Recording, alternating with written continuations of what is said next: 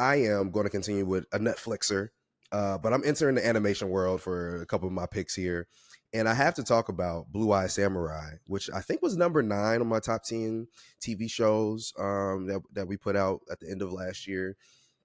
And man, oh man, Blue Eye Samurai, I did not see this coming. So it's animated, and it's about so during the Edo period, there's this half white and half Japanese girl. And she's pretty. She is seeking vengeance against 4 white men, one of which is her father because her mother was taken advantage of, and so she's seeking revenge on one of these white men in Japan. But because she's half white, she is looked down as the worst thing in the world, right? Japan is like really culturally enriched, especially during the Edo period. That's why the Edo period is so important. It's known as the most peaceful. It's known as the period where Japan got its culture, the art is booming, all of that.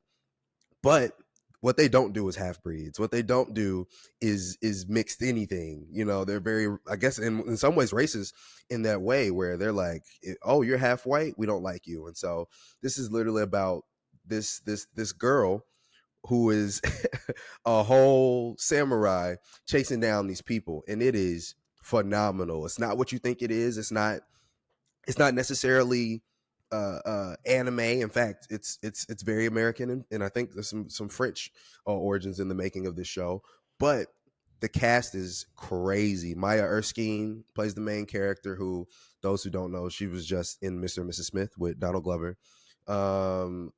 Masai Oka, who was in Heroes, Brenda Song is in it, George Taki's in it, Randall Park is in it, Kenneth Branagh is in it. Like, the voice cast is phenomenal, and they're here for a reason. This is really good content. It's a really good show, and it's low key, like it's rated TVMA, and in some ways it passes a lot of the things that you might even see in anime that surprised me. It's really, really good, and so I just wanted to recommend that. It's a very phenomenal show, and everything about it is just good. Like, I really have no complaints about this show. That's really how good it is.